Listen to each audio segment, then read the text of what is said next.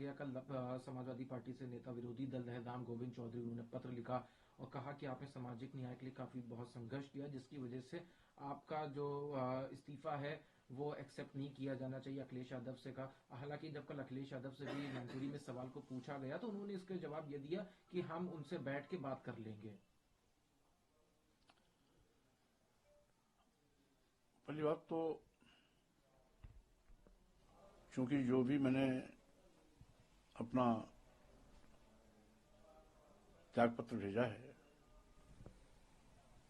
और जिन स्थितियों का हवाला दिया है वो तथ्यात्मक है, सच है। इसीलिए पार्टी के बड़े नेता, सामान्य कार्यकर्ता, समर्थक सभी उस विचार के साथ खड़े हैं। माननीय राम गोविंद चौधरी जी बहुत ही वरिष्ठ पार्टी के नेता हैं, खांटी समाजवादी हैं। उनको एक बहुत लंबा संसदीय अनुभव भी है। कई बार विधायक, कई बार कैबिनेट में मंत्री, नेता विरोधी दल भी विधानसभा उत्तर प्रदेश में रहे हैं।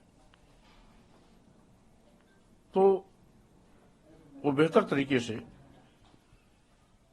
मेरी पीड़ा को समझते हैं और इसीलिए उन्होंने माननीय राष्ट्रीय अध्यक्ष जी को पत्र भेज करके पार्टी हित में जो उचित राय था दिया है।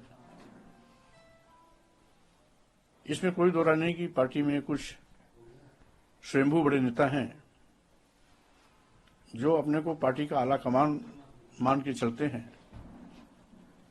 उनकी जुबान पर कोई लगाम नहीं है किसी को कुछ भी कह देना, कार्यकर्ताओं को अपमानित कर देना, मेरे बयान को निजी कह देना।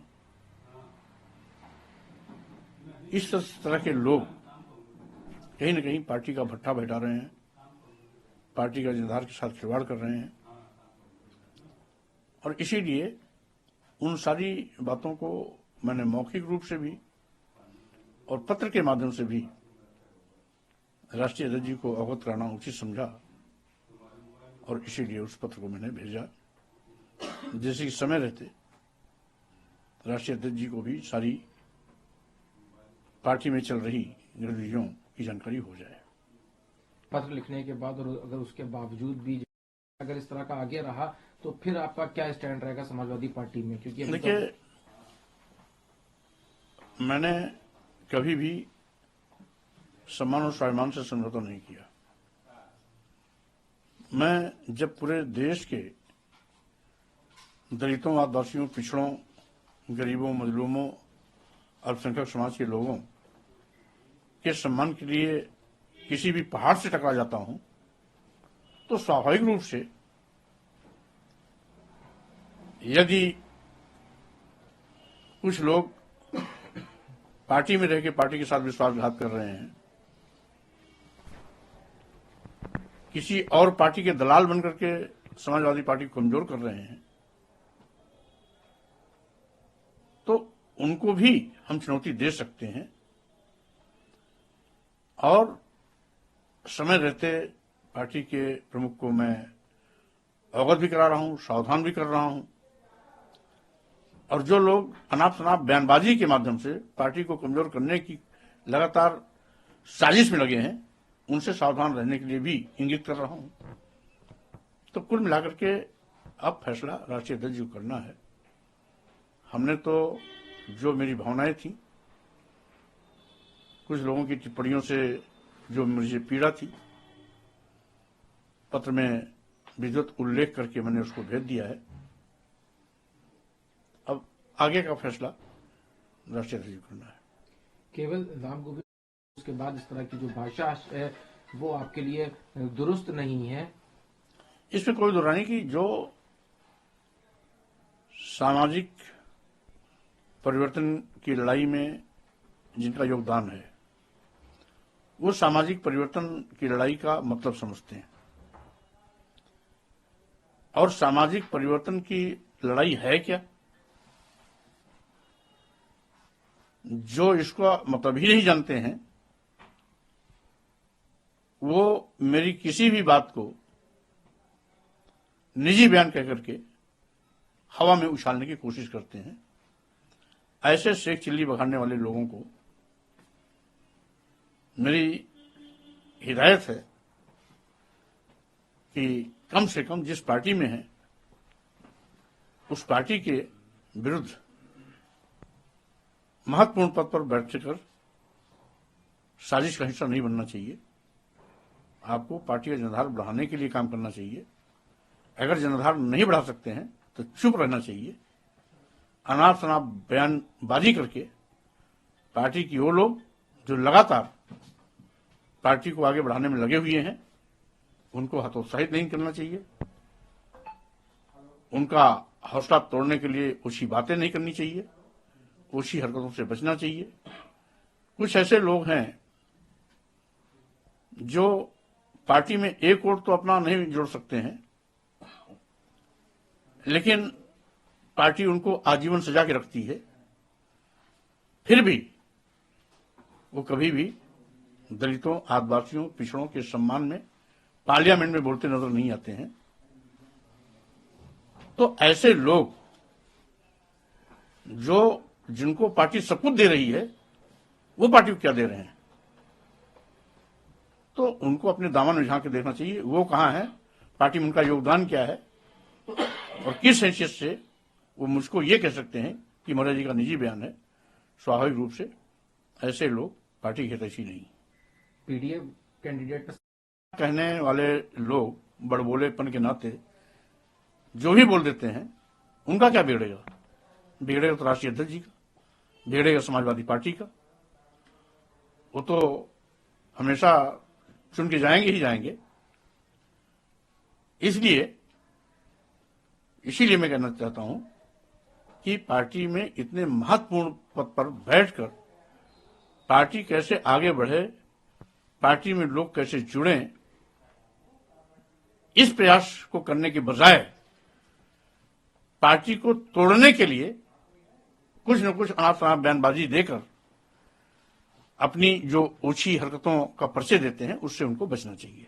एक और सवाल इसी से जुड़ा हुआ लगता है कि उनके हट जाने से भी एक जो नंबर ऑफ वोट्स एक चाहिए होते हैं राज्यसभा में वो भी कम हो जाएंगे, जिसको देखते हुए बीजेपी ने भी कैंडिडेट फाइल कर दिया। बहरहाल चूंकि पल्लवी जी बहुत जिम्मेदार और समझदार विधायक हैं, नेता हैं, इसलिए अभी वो राष्ट्रीय अध्यक्ष जी से स्वाभाविक रूप से कोई न कोई वार्ता होगी।